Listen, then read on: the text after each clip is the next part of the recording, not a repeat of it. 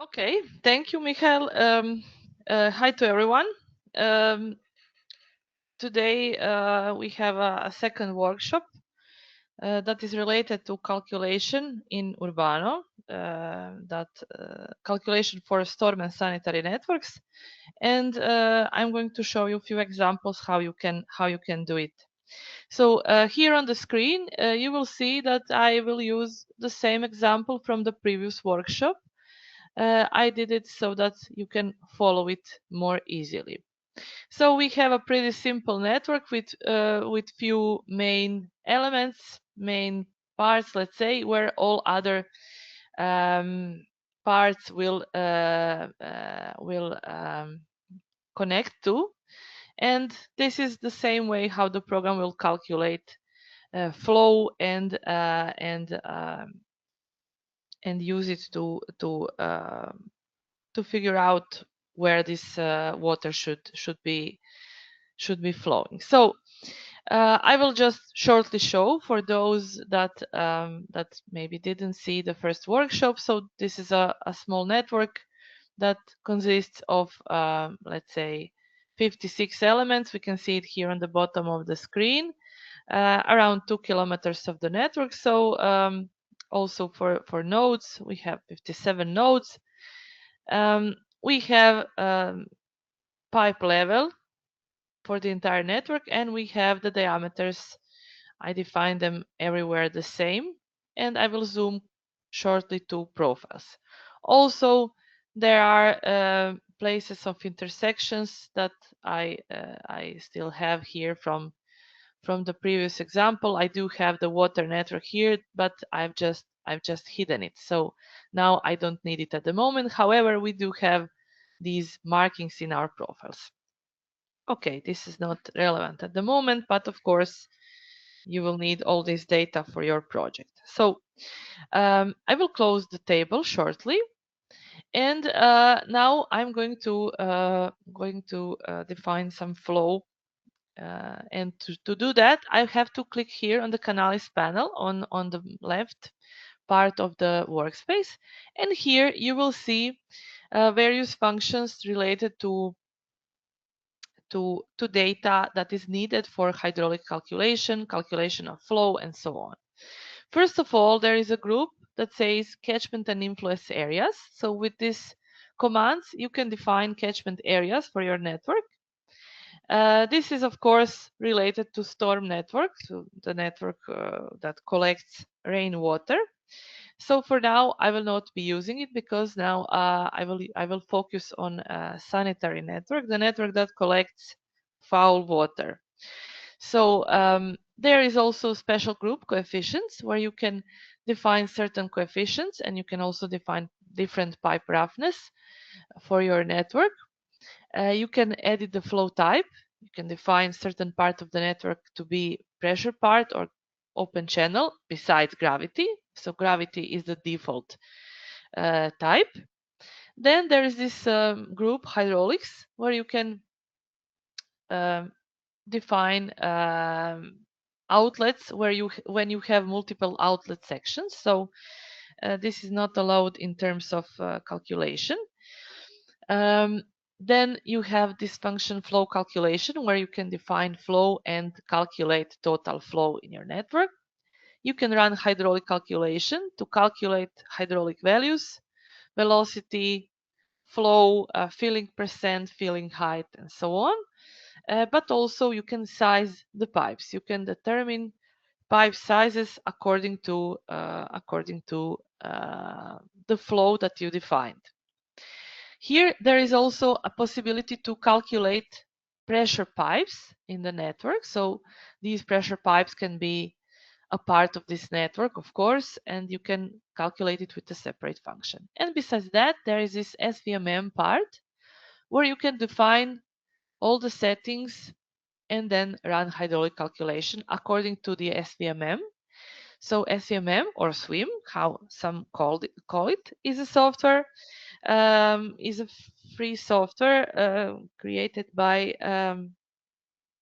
American Environmental Protection Agency, and many softwares have this SWMM software built inside. So this is what Urbano also offers.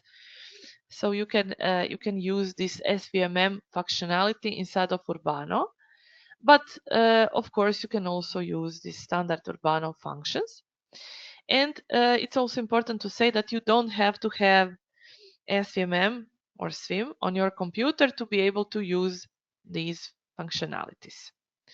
So let's start. For the first example, I'm going to define sanitary flow. I will use this function, flow calculation, and you will see this pretty big window. Usually, maybe by a default, it will be open like this. And here on the left, you will see all the categories that are available: stormwater flow, wastewater flow by influence areas, additional flows, and scenario analysis. Besides that, there is also another tab, scenario preview, that I will explain when we come to this part. Now to start to calculate certain type of water to assign the data, you have to choose the group. So you have to click on it. You must say add, and you will add a new item, new category that you can use to define the data. So this is a percent calculation. So for example, I will define some water consumption, daily consumption of 180 liters per second, liters per day per one person, per one inhabitant. And also I have to define the number of inhabitants. Let's say for this area, I will define this number of inhabitants, and I will also define annual population increase. It means that the population will increase 1.2%, and there is a simple formula that can calculate the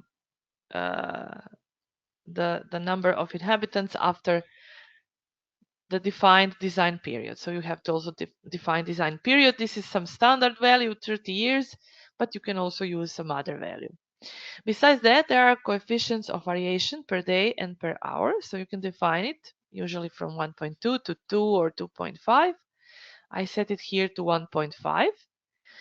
And also there is the reduction coefficient. You can define it like, let's say, 0.9 in case that you calculate the area like this one, where probably people water their plants or their gardens and so on. Okay, so now by default, the program will select all elements. It says System Sanitary 56 sections. So the entire network is selected. And when we scroll a little bit down, the program will give us these partial results. The planned number of inhabitants after the period of design period after 30 years, the average demand per day, average demand per day in liters per maximum demand per day, maximum demand per hour, and maximum demand per hour in liters per second. Besides that, the program will give us the total length of sections, which is the total length of the network, of course.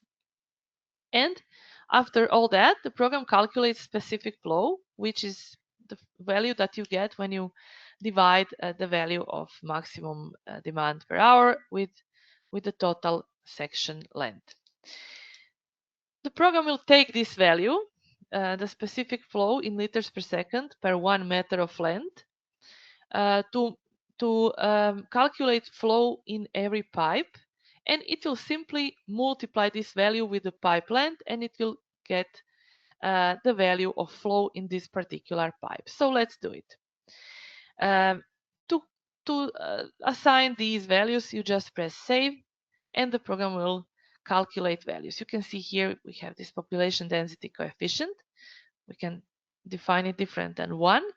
There is a virtual section length, which would be different if the density coefficient is different. Then there is this specific flow that is given here also, and there is this waste flow or sanitary flow in each pipe that was calculated by multiplying this value with the length, virtual or standard.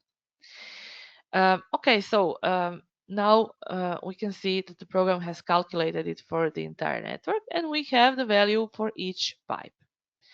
And now we would like to also get this value for we would like to get total value in each pipe. Of course, if each pipe has its own value, then these values go through the network, and all pipes after the first one will have bigger flow, of course. So to calculate these values, we call it total and transit flow. You must use this scenario analysis here. So you just click add, and the program will add you new scenario. And here you will notice that with these nice different colors, the program will show you this item that you used to calculate percent calculation. So now the values are shown in this column. And then there are two other columns that show you total section's own flow, which means the total flow in each particular section. You have the transit flow also and the total flow. So now let's calculate it and see what it means. I will click calculate, and in the first step the program will show you the value in the first bracket, which will be given as ND, like it means non-defined. So at the moment we still don't have any data. And the second value, temporary value, is this one in the second bracket. It's the one that the program calculated when I press button calculate. So to save these values, calculated values, you must press save. This is useful because sometimes when you change certain data, certain settings, you can then compare these values and maybe notice that you didn't define something properly, and then you will not save this data. Okay, so now we have the total flow values, and let's say now this table shows me the entire network, right? And now again we have this selection button that we can use to select certain part of the network. Let's say from node to node, and let's say we start here from this node to this node. And here we will see that in the first pipe that is selected, we have the flow of 0.25 liters per second. Total flow in this pipe is again 0.35. There is no transit flow because this pipe is the first one, and the total flow equals the flow in this pipe. However, when we go to the next pipe, we have 0.39 in this particular pipe, but we also have the transit flow in this pipe, 0.35. So it gives us total flow of 0.74. And that's it. So this is how the program calculates it one by one pipe. If I select it like this, up to here, we have values up to this value. So now, of course, when I select the entire active system, if I sort my data according to the total flow, we will see that the biggest flow must be in the last pipe, of course. So I auto zoom to it. It's the last pipe. And in this pipe, we have 26.25 liters per second. So now that we have the data about flow, we will be able to run hydraulic calculation, of course. So I will close this window, and I will run hydraulic calculation, which is this function. So within this group hydraulics, I will run hydraulic calculation where I will define certain settings to get the values of velocity in pipes, flow percent, filling height, filling percent, and so on. First of all, I have to select a scenario of flow that I will be using. So as you can assume, or maybe you've seen it already, you can define various scenarios for flow calculation, because you can define various categories of flow. And of course, I will be showing it along this workshop.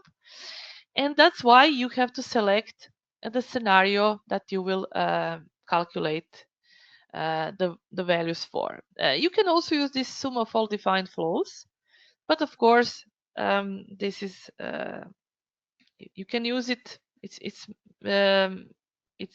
correct to use it only when you have only one category. But if you have many categories, then the program will sum it all, and it may give you wrong results. So I would suggest you always to create scenario, even if you have only one category.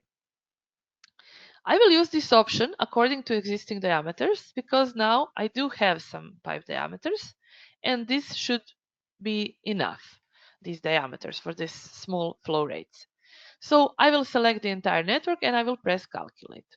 And again, the same as in the previous example, we have the first value non-defined. The second value is the one that has just been calculated. So I will press save, and we will get all the values. Of course, it seems that all the pipes are okay, because the program didn't give us any message that the pipes, that the diameters are not big enough or something like that. So everything is fine. I can sort the data according to each value. Let's say filling percent. Maximum filling percent is 52%, which is okay, I would say. So we will get the values for our network this way. This is the table that is default here. So I will expand it a little bit to show you. So you can also show some other tables here, right? But the default table is used so that you can see calculation results immediately. You can also edit this table with this button and see which data does it contain, and you can add some data, let's say starting and ending node, if you prefer.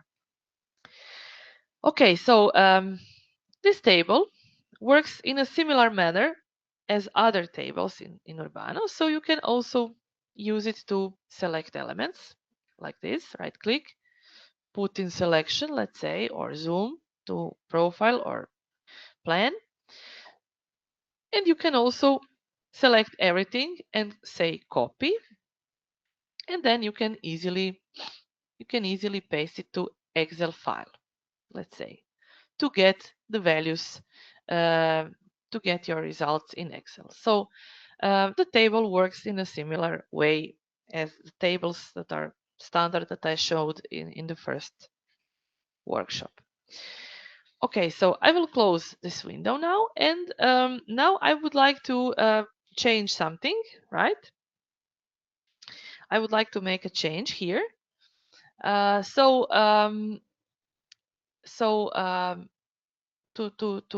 make a change, of course, you have to run flow calculation again. Let's say I would like to add some more flow. And in this case, I will rename this one, and I will call this item inhabitants, like people that live in this area. So I defined the values for these people that live on this area.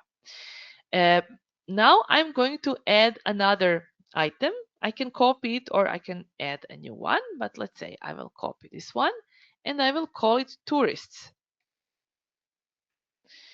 And for the tourists, I will assign a different consumption for water per day. And I will also define a number of tourists, let's say 450, but I will increase the population of tourists along a certain period of time, because usually if the area has the touristic potential, then more and more people decide to go this way. So probably this will increase during the years. Also, I will change, let's say, this reduction coefficient, and then I will select the entire network. I will press save, and we get values for tourists now. So you can see that the table is the same. The data is called in the same manner, but these tables contain different data. Okay, we get here this specific flow also. So the tables are different and show you the same data, but different for different category of flow. This is important to understand. So now I'm going to either modify this scenario, or I can create a new one. Let's say I will copy it and I will call it inhabitants plus tourists. I will click tourists. I will include them as well. So now you will see here that group of tourists, it also appears here in this table. So if I turn it off, it will be gone. If I turn it on, it will appear again. So now the program will calculate total and transit flows along with this second group of values. I will press calculate and save, and now I will get different flow rates, as you can see. Now these flow rates are still small, so I will add few more flows as a point flow. So there is also a category point flow that you can add. And let's say I will select certain element or few elements to assign direct flow into these pipes, right? So here you have the setting, inflow to section starting node or outflow from starting node. So usually I will use this option. This is a default, inflow to section starting node. And I will select certain elements. Let's say I will select few sections. Why I will not select nodes? Well, it's simply because how Urbano works. So you cannot assign flow in the node, only in section. But the program says that this flow will go into the first node of this section. So it's basically like you assigned it to the node. I will select section. So let's say I will select it here, here, here, and here. And let's say I will define flow rates like this. Let's say I will just double click in this cell and I will enter 5 liters. Then in the next, I will enter 8 liters, then 10, and then 12. So you can also assign it this way. You can assign it from here for all. You just press save. Or you can double click and assign one by one. This works for point flow only. Okay, so now I would like to add a point flow in this scenario as well. I will add it here and I will rename it to like this. So you don't have to name it like this. It's good to have this possibility because this way you can easily figure out what does these groups or scenarios contain, but you can also call it scenario 1 to 3 or whatever. So now you will see here that we have the point flow also in this category. And to recalculate our total flow, I will press calculate and save. And now I will get bigger values of flow in my pipes. Okay, so the last pipe, the last few pipes have the biggest flow, which is of course the way how it works, right? The program contributes all these flows, and in the last pipe, the outlet pipe, we get the biggest one. Okay, so now, of course, I changed the values for flow rates, and now to get different hydraulic values, I have to recalculate hydraulic calculation. But first, let me just show you the profiles shortly. So here you will see that the program shows the values of filling in profiles. So now I will keep my network on. Let's say I think these are the last pipes like this, and I will leave it as it is. And also I will rerun hydraulic calculation to show how it works. So let's say now I added more flow rates and I will press calculate, and now we get all the values that they are, right? However, I would like to change the scenario now to inhabitants and tourists and point flow. And when I run calculate, now the program will tell me that the flow is greater for the maximum than maximum for the defined pipe. So I will zoom a little bit, let's say like this. And if we want to see better where these pipes are, we can go back to preview and we can sort elements according to, let's say, filling height. And we will see these pipes that have the value in the first part, and then we have this ND value, which means that the program couldn't calculate it at this moment. So I will auto zoom to these elements, and in this part the program could not calculate values because the pipe is simply too small. So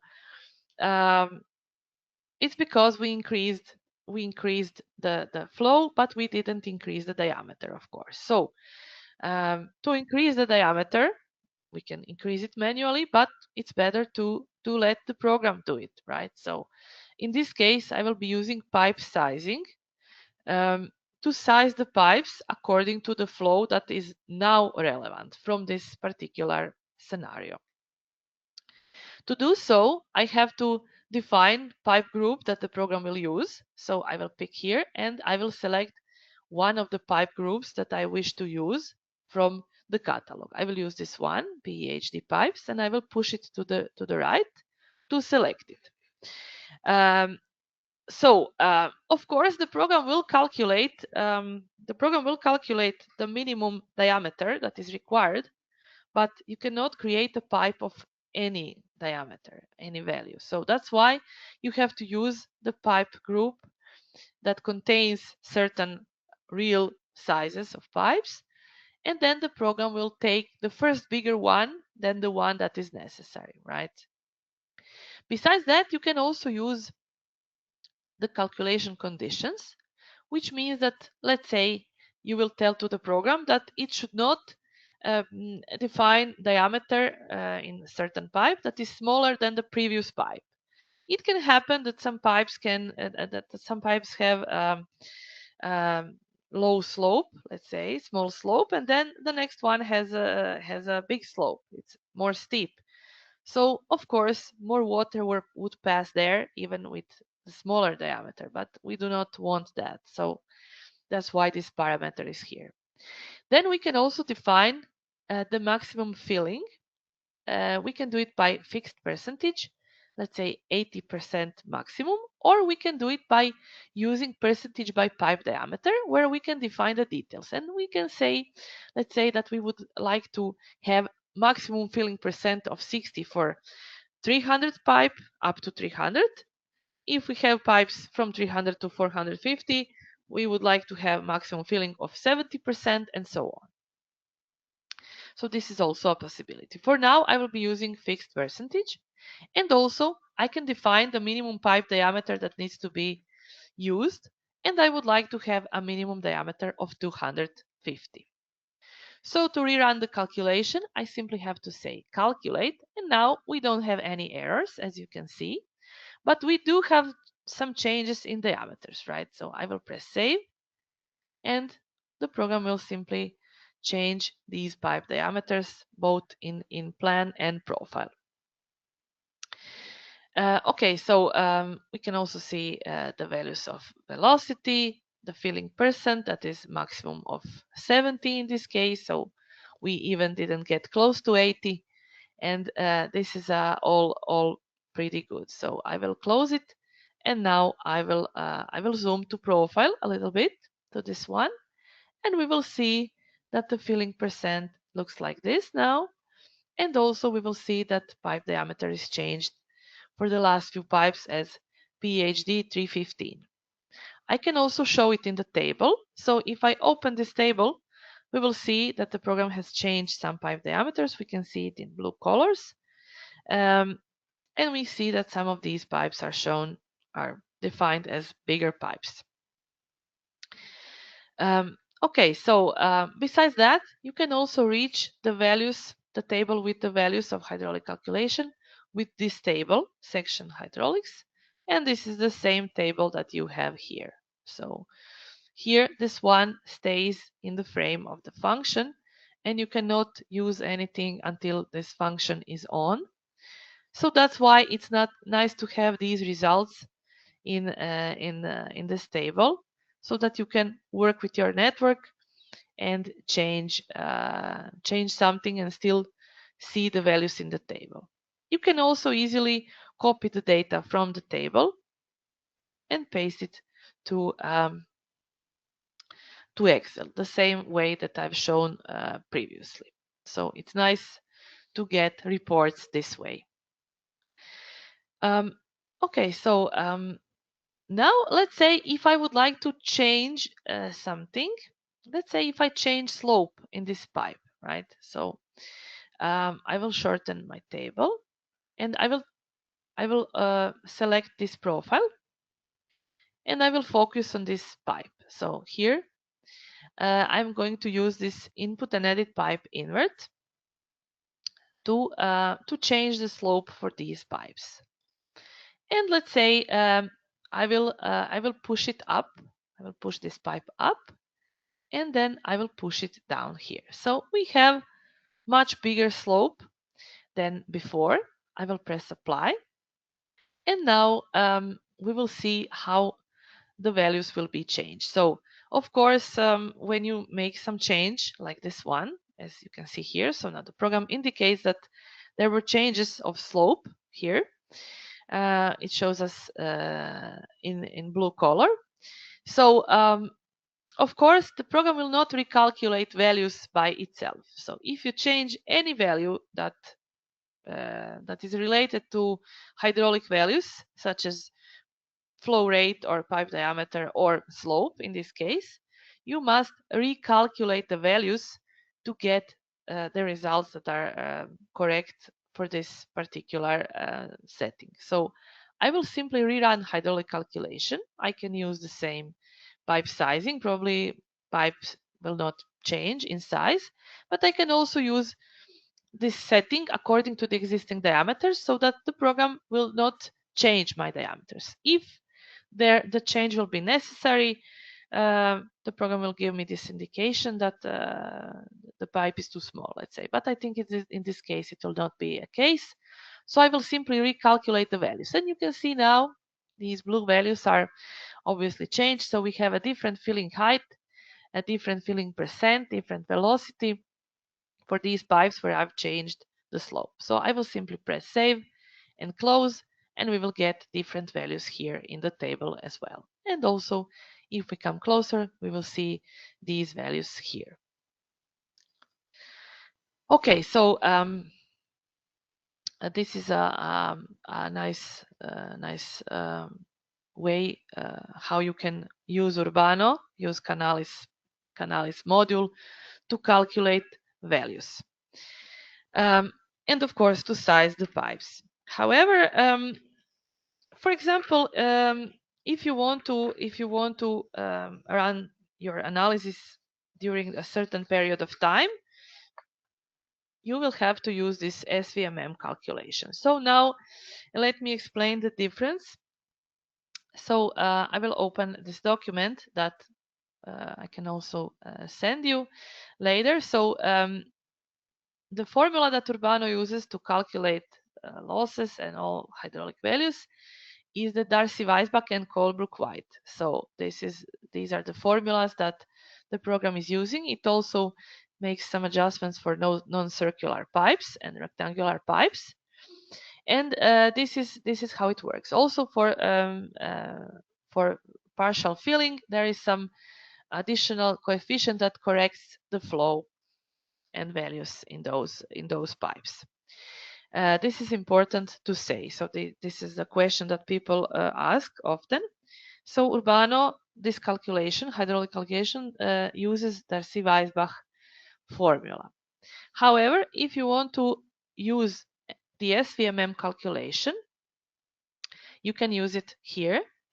And but in this case, then you must know that SWMM works with Manning formula. So if you want to use Manning formula, then you can use SWMM hydraulic calculation. And now I will show you how you can do it. So you just run it like this. And for this calculation of sanitary network, it is much easier to use it than for rain network. You can easily select the scenario from Urbano here, and in options, that are the options from SWMM, you can turn off this option, calculate rainfall or runoff. So the program will not calculate flow by itself. Also, you can run the analysis in certain period of time, and I will say, okay, I will use 1 hour, and I would also have the reporting step of, let's say, 15 minutes. And that's it. I think all these settings are more or less okay. When I click OK, I will be able to run these calculations. So when I say run and save, I will have all these values saved. Okay, I have the results in each 15 minutes, but they are all the same because I didn't apply any patterns or anything like that. So this is how you can use calculation, Manning calculation by using SWMM hydraulic calculation option in Urbano. I will close this window and now I will show how it looks like. So you will notice the change considering the previous example, the previous calculation from hydraulic calculation of Urbano. It's because you have these fillings in manholes. So this is the difference in this case, right? Okay, here we have some inlet that is pretty high, so we have the filling of the manhole up to here. Okay, so I will stop for 2 minutes and I will come back due to some technical issue. So see you in 2 minutes.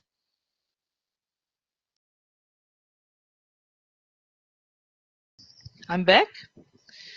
Okay, so now let's make some change so that we could calculate these values in certain period of time. So how are we going to do that? Well, to do that, you can define a certain pattern of behavior, how these inhabitants or tourists will behave. So I will click on this catalog of curves, time series and patterns. And here I have created a pattern, time pattern, as you can see. So to create new time pattern, you have to select it here, time pattern, and click and create new one. This is how you do it. And then I have to define the data. So you can define the data monthly, pattern, daily, hourly, or weekend. So let's say I define hourly pattern and the program lets me define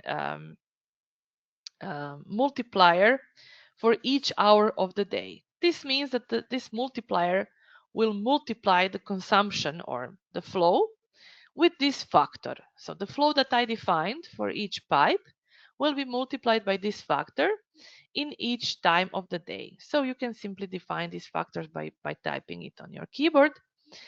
When you have the pattern, when you defined it, you can click OK. And now you have to assign this pattern to your network.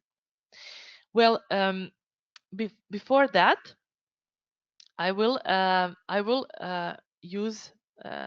change something in my definition of flow. So you remember that for the inhabitants, I define these hourly and daily coefficients of variation.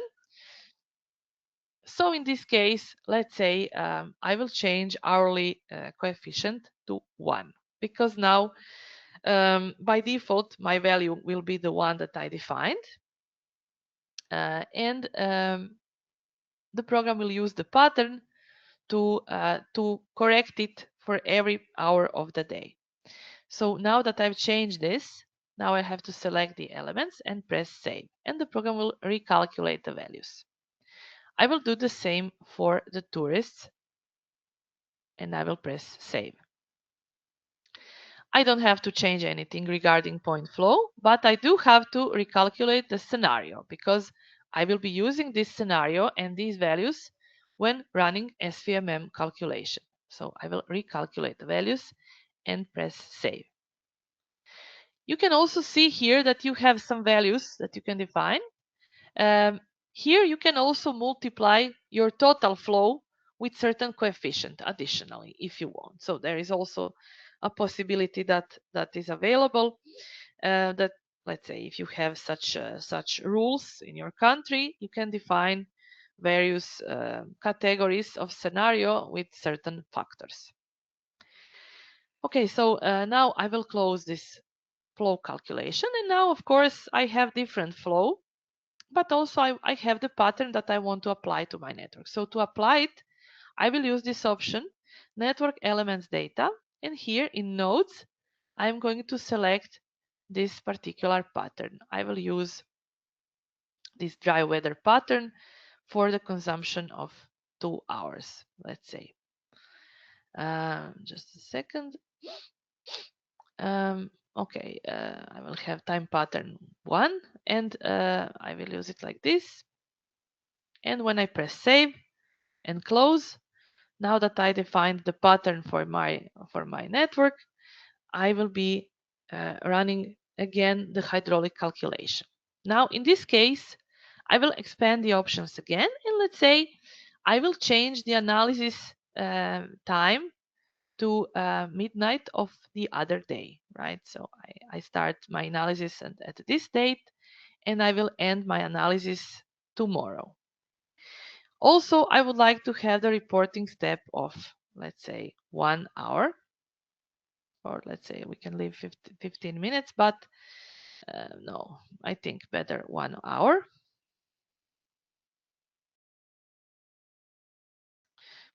Like this, and we have the run of step for dry and wet weather. So for the dry weather, let's say we'll use 10 minutes.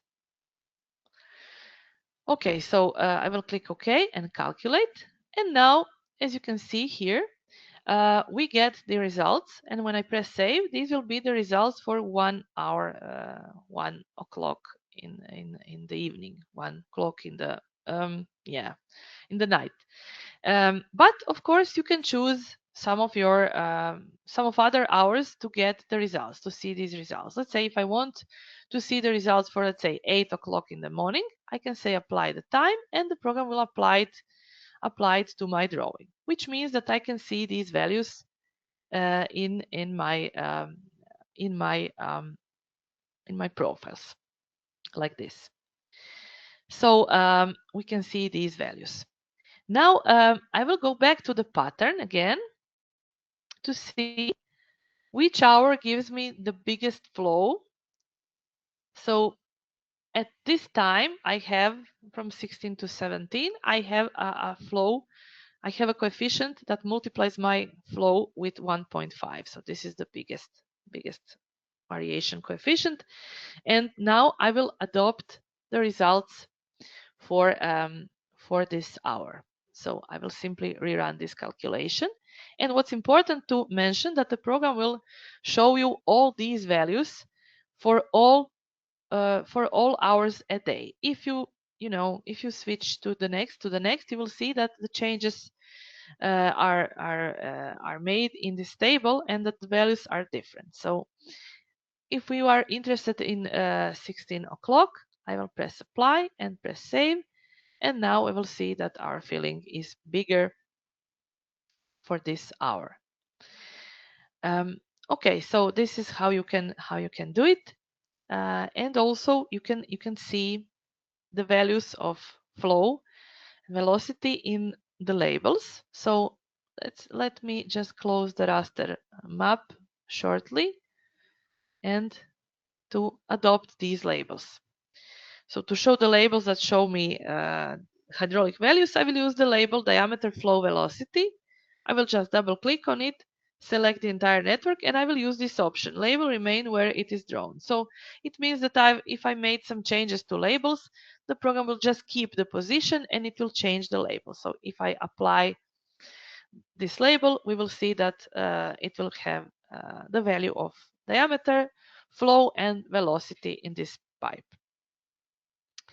Now we would also like to see the units in our label, and to do so I will open this settings for units, measurement units, and here in unit strings I will turn on the labels in my turn on the units in my labels. I will have to refresh the labels for that, and now we will see all the values in the plan. Okay, so Now, besides this option, how you can do it, you can also change the way how the program runs the calculation. So if you go to options, you can choose the routing model to dynamic wave, and you will see what is the difference. So I will click OK, I will press calculate, and now the program tells me drainage system has no acceptable outlet node. So this dynamic wave is the most complex way of calculation, and to use it, to be able to use it, you must define the outlet node. So you must tell to the program which node is the exiting node, where does the pipe goes out of the network. To do so, I will use this option, hydraulic equipment, and here I'm going to select this particular node where my network is ending and the water comes to the water treatment object. Here I have to select the outflow so that my node becomes an outflow, and I can define various options here, but for now I will leave it all as the default. So the type is free, but it can be defined in some other manner as well. I will press apply, and now that I have the outflow, now we will be able to run hydraulic calculation with the SWMM function by using the dynamic wave routing model. I will run calculation, and now when I press save, the program saves the results for all values, for all hours in the day.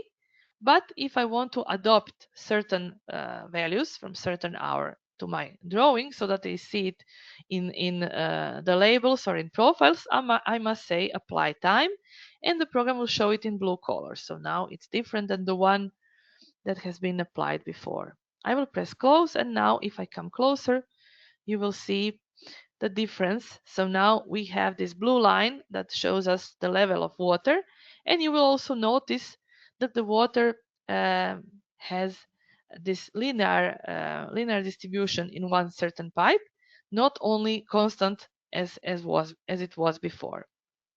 If we go here, let's say, in this place where I made a change in my pipe, I increase the slope, we will see that our level is different here than here, right? So this is how you can use the calculation of SWMM in Urbano. In this case, you can use it this way for sanitary flow, for sanitary network. I will save this drawing, and I will send it to you after this workshop. Okay, so now I'm going to go to the next example of storm network, where we have a different example.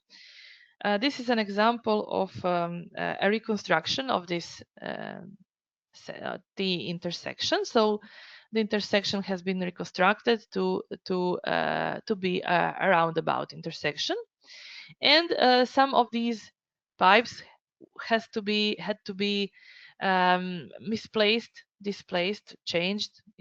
Their position had to be changed, and this is like a exit from the highway, so it was necessary to design it in details. This is a real project actually, and we use it to show the software to our customers, and it has been created by our customers with our software. So let me show it a little bit. So here we have two terrain lines. This is also a nice example to show it, and we also have two surfaces created in Civil 3D. So it's the finished ground, existing ground, and road. Okay, three surfaces, but we have two of them shown in profile. So it's also nice to know that it's possible to do so in Urbano. Okay, pipe levels were defined, as you can see, as well as pipe diameters, but we will also change it in certain places. So here we can also see it like this. And you can see that the existing ground was pretty irregular, and that the new road, there had to be a lot of earthwork to create this infrastructure project. So now I will zoom closer to this part. So we will see here we have some roads that come up to roundabout, and it all goes down. So it's a pretty steep terrain, as you can see in the profiles. And you also see these lines that represent the road edges. So these elements were drawn by the designers to represent the places of catchment areas, let's say. So I will turn off the map shortly, so to focus on these elements only. Now, I mentioned at the beginning that for the calculation of rain flow, you must define catchment areas. And to do so, you will have to draw these polylines that represent road edges, or you can convert them if you already have them. In any way, you have to have them in your drawing. You have to draw them somehow, define them. And then you will be able to assign these elements to your network. So to do that, to assign the area to your network, you have to go here to define areas. And there are various options that are all grayed out until you select certain elements. So first you have to select an element. Let's say if I select this pipe, and now I can assign certain area to this element. Here I have the layer filter, and I will select this button to select some line from this layer to recognize the layer. So this is the layer catchment areas. I will also use this option to see only this layer. So my elements, my lines that represent catchment areas, they are shown and placed on the layer catchment areas. I'm going to use this point option to select one of these closed areas. So my lines must contain a certain area. It has to be a closed area so that I could select it and the program can recognize it as a catchment area. You can see here immediately that the program shows the value of this area and the runoff coefficient that has been used like this one, but I will also change this to asphalt so that I also have the surface type, the cover type. I will press apply and save. Now if I click this button, you will also be able to add new type of area. Let's say you can add new area and you can call it I don't know, old road, and you can define runoff coefficient of, let's say, 0.85. Also, you can use runoff coefficients by percentage if you want, and you can define, let's say, 50% of 0.9, 25% of 0.6, and 25% of 0.3 if you have some area with some green parts and so on. I will keep this one, runoff coefficient. Okay, so now that we have these all settings, we can continue to assign catchment areas. However, there is also a nice feature that you can use, automatic assignment of catchment areas. There are two ways how you can do it, and I will show both of them so that you can decide which of those suits you better, which is more important for you. So first one will consider the pipe and it will check the area. So if most of this pipe, if most of its part is placed inside of certain area, this area will be contributed to this pipe. So I will simply press automatic one and the program will, okay, so sorry, I have to reselect. I have to select the entire network and then press automatic one, and now the program will recognize all these areas. As you can see, it gave this old road setting to all of them. I will change it to asphalt and press apply. And now we have this runoff coefficient of 0.9. And when I press save, all these areas will be saved. So now you can see these labels here that the program has defined. It named these areas in a way, and it shows you the value of the area in hectares and its runoff coefficient. Now we can see these areas by using this option, preview of areas, and we can go simply to to check the info for areas.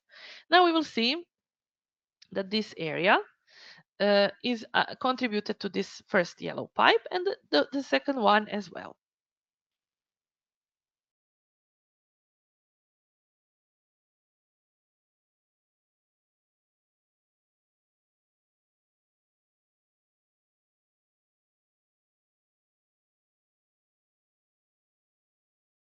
Okay, so if I go further, I will be seeing it for all areas. Now, if I come closer to this area, we will see that the program does not recognize it. So no pipe has been placed inside, and the program simply didn't consider it.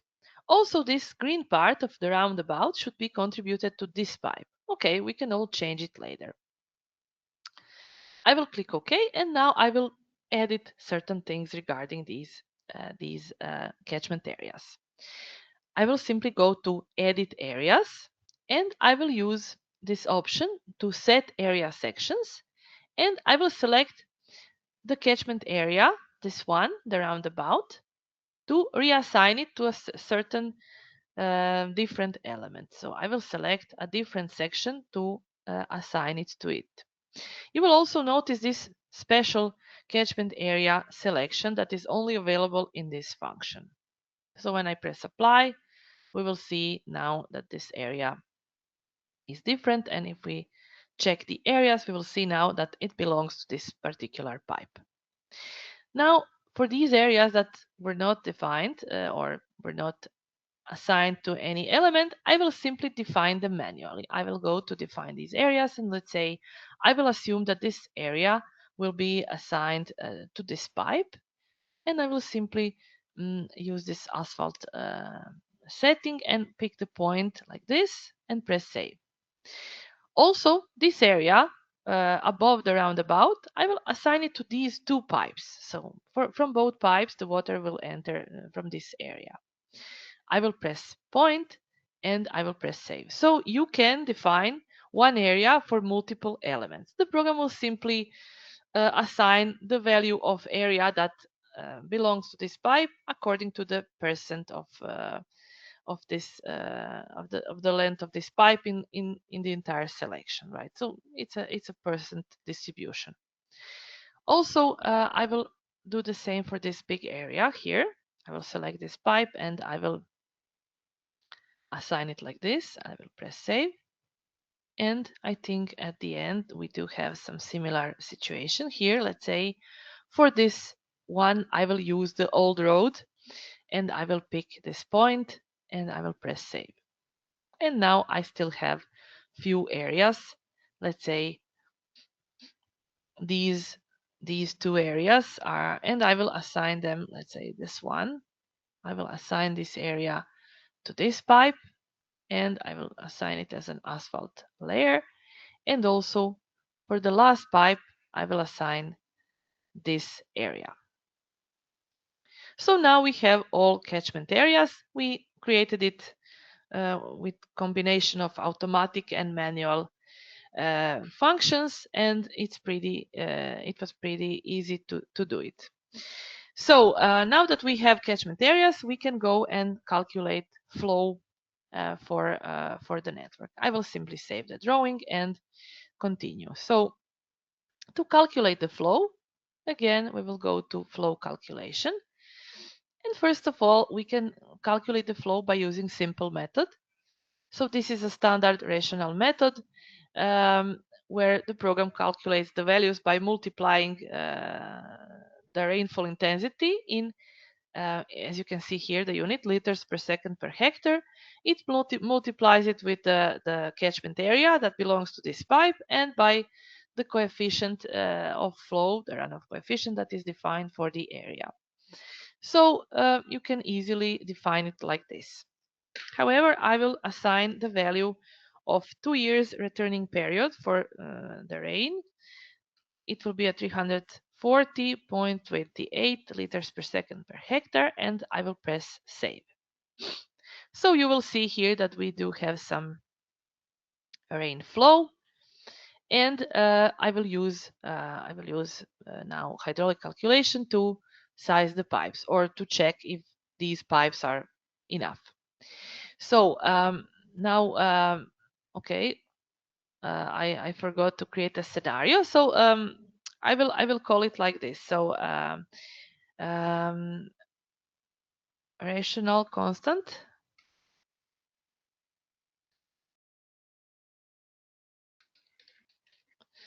with a returning period of 2 years, like this.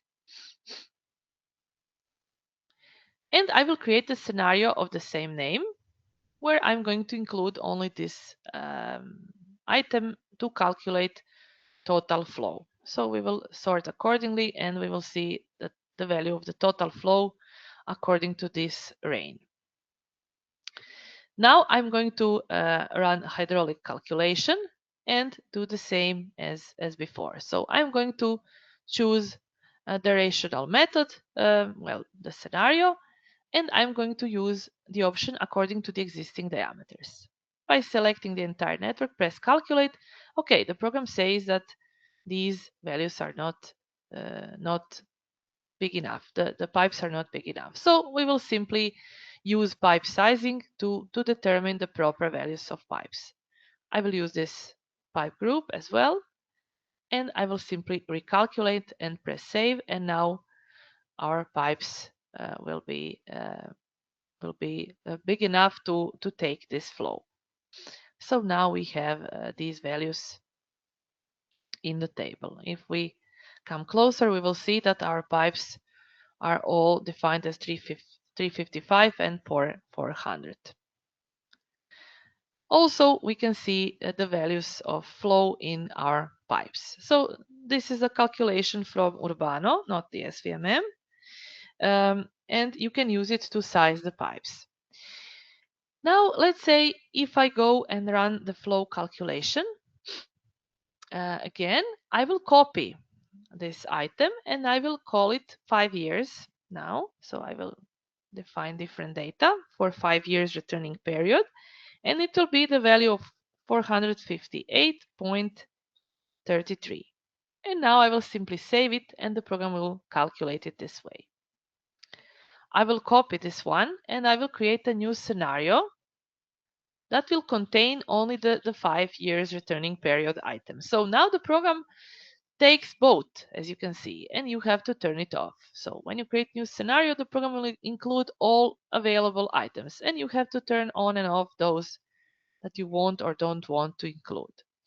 So I will run the calculation and save, and we will get the values for 5 years returning period. Now we have values for 2 years and 5 years returning period, and I would like to compare these values. I will go here to scenario preview, and here you can turn on and off the values for both scenarios. If you have multiple scenarios, you can turn on and off all these values accordingly. So now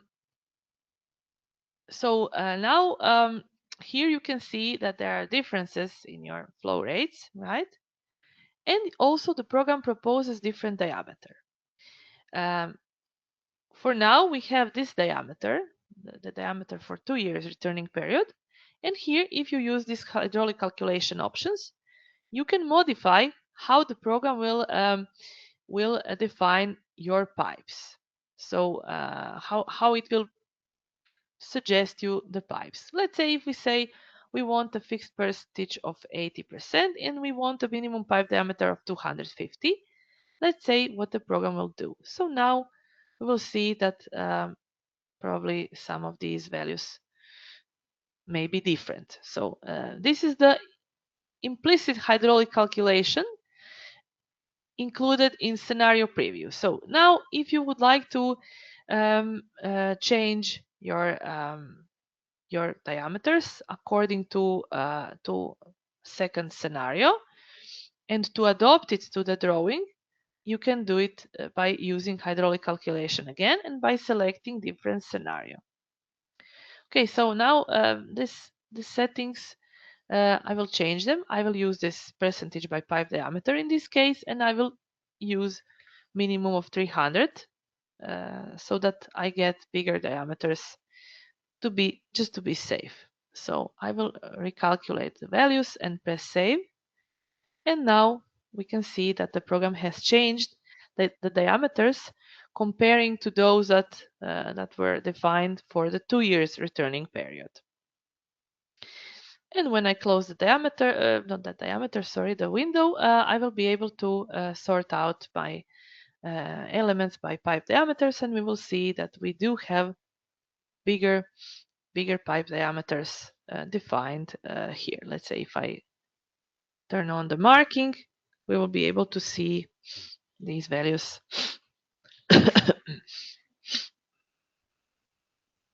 like this. Okay, so now we could also run hydraulic calculation here by using SWMM options. So I will show how we can do that.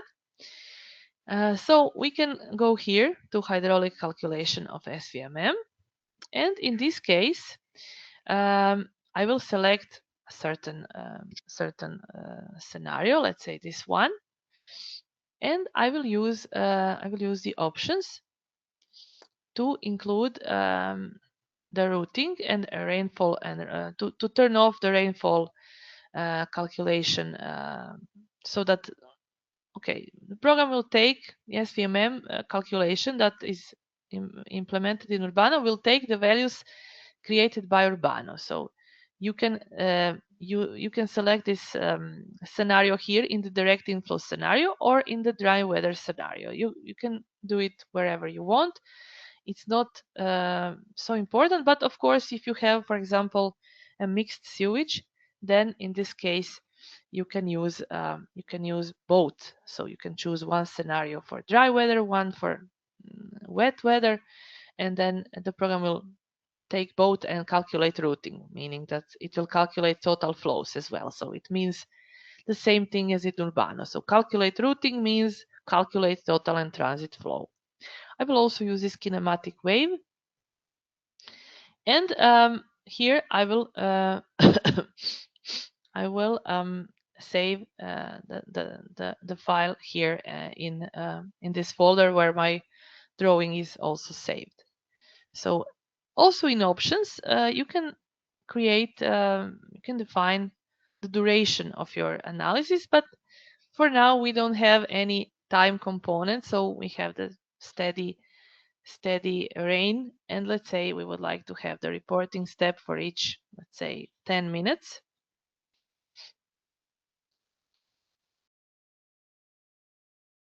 Sorry. And we would like to also see the runoff step for the wet weather for every 10 minutes. And we can end the analysis in 1 hour, let's say. I will say OK and calculate and press save. Okay, so now we have the values, and they will be the same for all the time, because the values are similar, so we don't have any time component. But still, we can get the values according to Manning equation, and we can get the values of filling in our pipes according to SWMM calculation. Okay, so this is how you can do it for rain flow, the basic level, and also there is a, let's say, more advanced level how you can do it.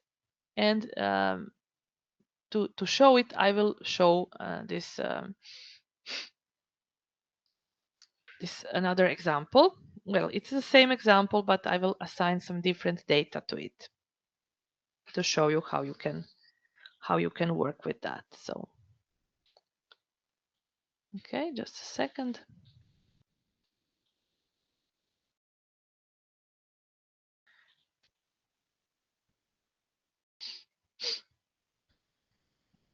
I will switch to model. So the network is same, except that we don't have the data about about catchment areas, and I'm going to define them now in a different way to show you what else is available in the software. So first of all, I will turn off the map, and I'm going to turn on this layer, storm drains, and I'm going to show you how you can define these catchment areas according to your storm drains. So if you decided to define the drains and assign certain areas to these drains, you can also define it in Urbano so that it will be more detailed, let's say. And in this case, now we still don't have any storm drains, but let me explain certain features related to these drains. So if I open the table in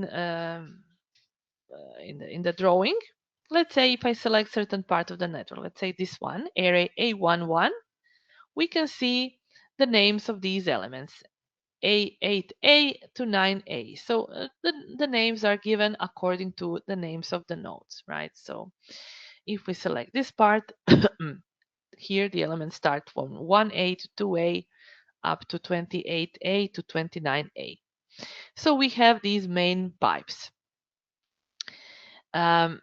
These pipes are placed on a layer that is called storm sections, and nodes are placed on the layer that is called storm nodes main or plane. This is what I was explaining in the first workshop also. But if you want to define these storm drains, you have to use the function like this, draw house connections and drains. And with this function, you can easily define and draw house connections or drains, which are considered to be subsystem elements. So they will be placed on another layer, and also you will be able to turn it on and off from selection. I will show it. So there are certain options that are available when drawing these drains. First of all, you have to define the type. Is it a road drain or a house connection?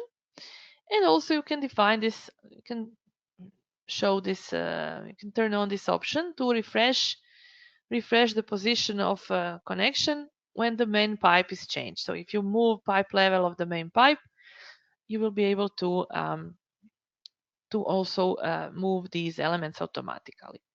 Now, besides that, similar as I shown when converting elements, you can define terrain elevations from certain surface. I showed you that there is a surface from Civil 3D, and I will be using finished ground surface, which is basically the body of road.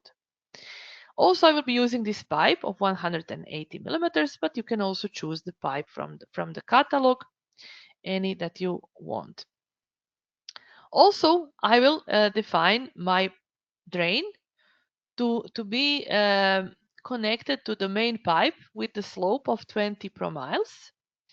And I will also define the node of the drain to be on the depth of 1 meter, and I will also define the manhole that is given for this storm drain. So these are the settings that I can define.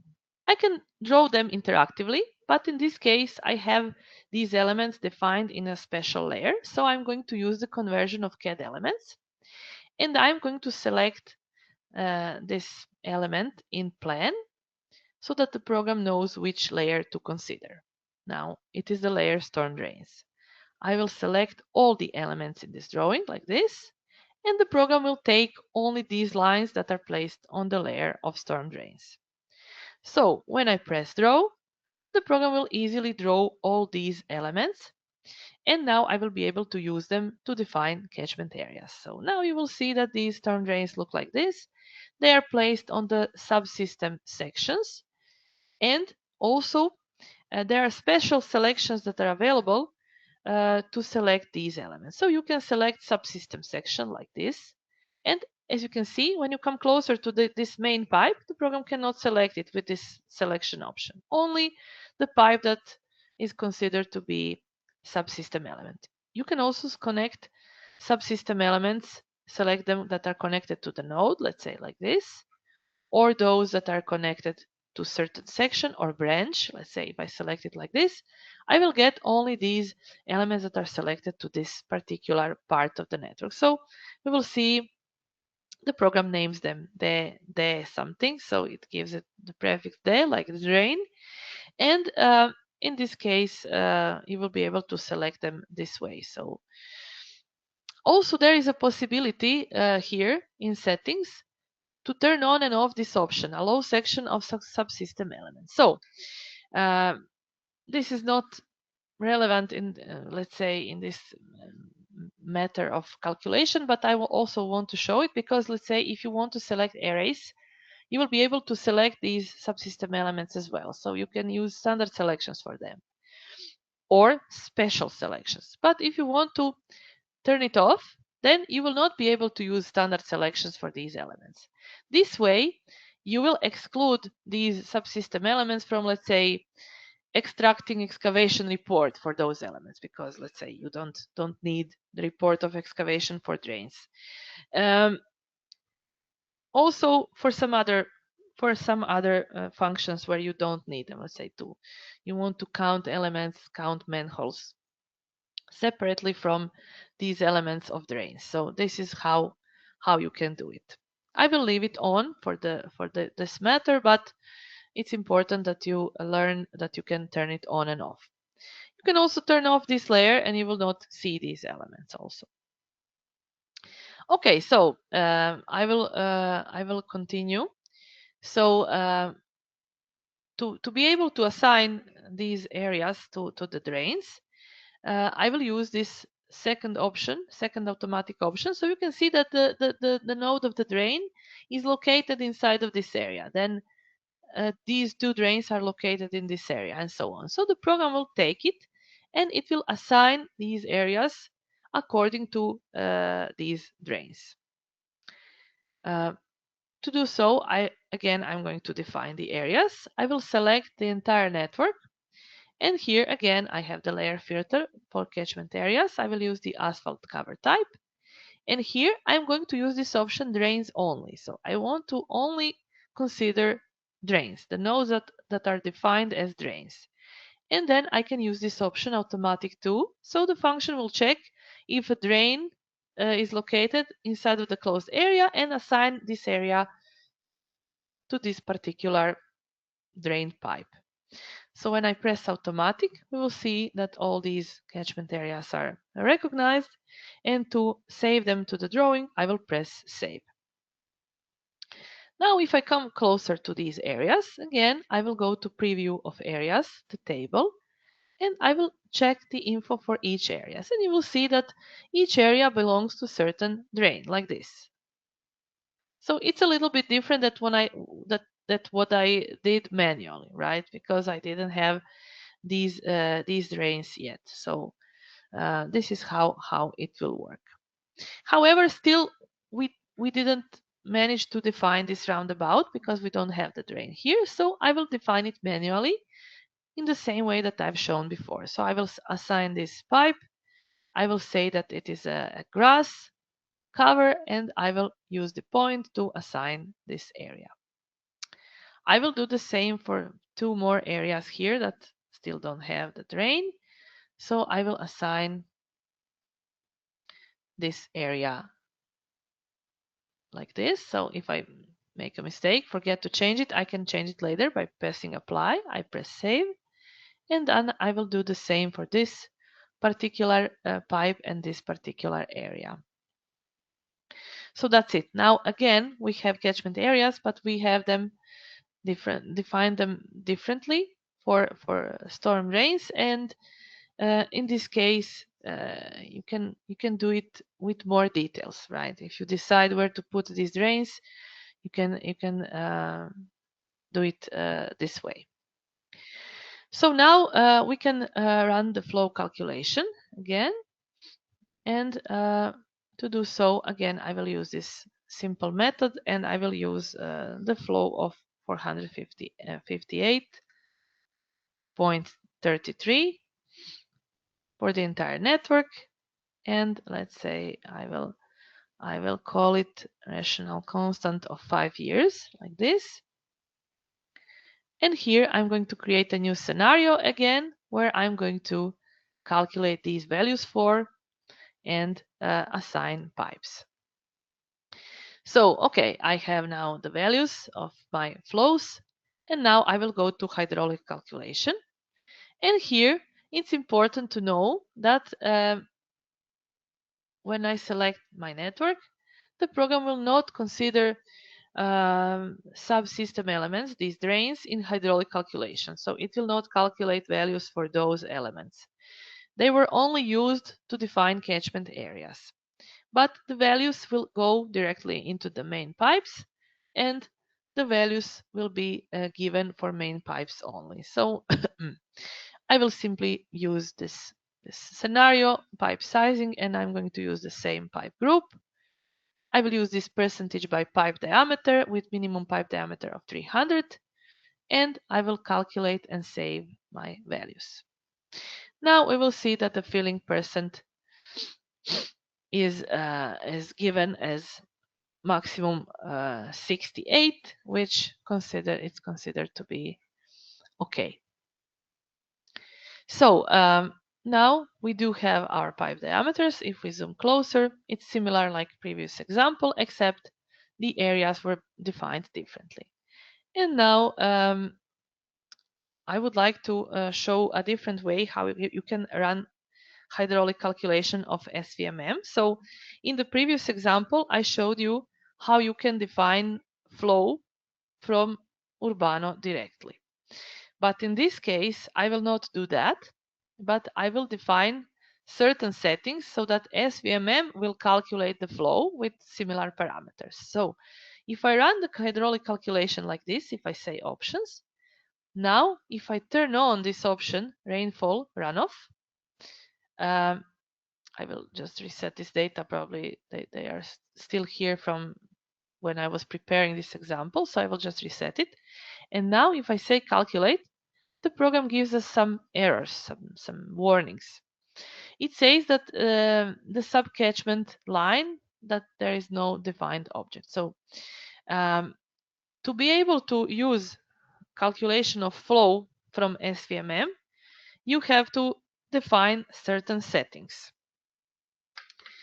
First of all, you have to define the data about the rain. So to do that, I will use this catalog of curves, time series, and patterns. So here we have a constant rain time series, and if I click here to the data, we will see that we have the constant rain for 40 minutes, let's say.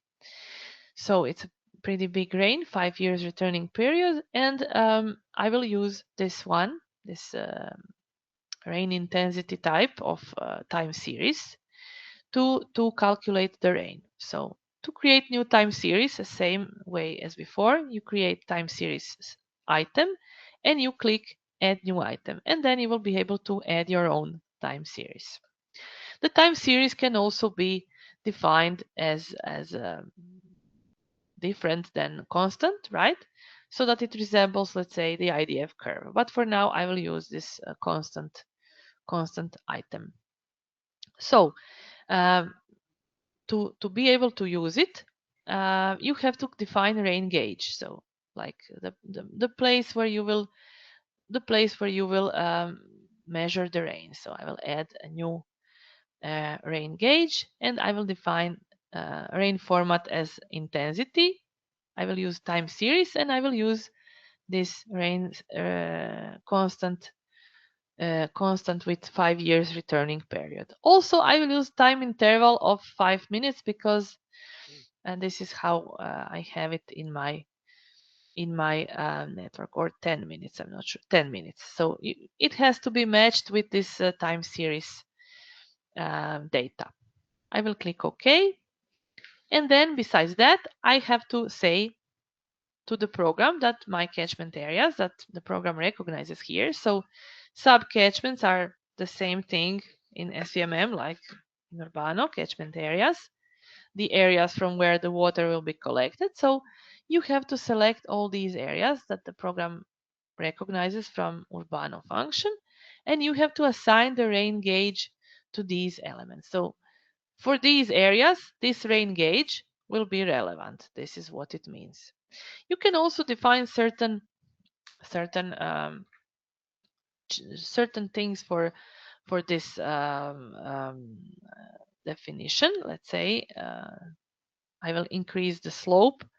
I will define the impervious percent of impervious area, and so on. So there are some various other things that you can define, but I will not go into too much details. I'm not an expert with this SVMM calculations, but you can of course find it all in the manual of SVMM, what every of these items mean. Besides that, you can also define the infiltration method that will be used. I will use this one. Now I defined impervious area of 90% for all areas, but I will also select this area, rain. It says it has a runoff coefficient of 0.30, so I'm going to change it here to 30% of impervious areas, so that it resembles the data that were given in Urbano. So now immediately I'm going to define outlet node like this. So this node will be defined as outfall. I will apply it, and I think the program will also change the graphics. Yes, that's correct. So it will be different than standard graphics. And now I will be able to run hydraulic calculation by using SVMM. So again, I will go to options to include rainfall and runoff calculation. I will use the dynamic wave, and also I will use the time of analysis of 40 minutes because this is the rain data that I have. And also I will use the reporting step of every 5 minutes. And for the wet weather also I will use a runoff step of 5 minutes. It should resemble the data from the rain file. I will click OK, and now I will press calculate. Okay, it says recording interval greater than time series. So let me see. The time series is given as 5 minutes. Okay, so I will change it. So I will go to rain gauges, and here I will change this time interval to 5 minutes. And now everything should be okay.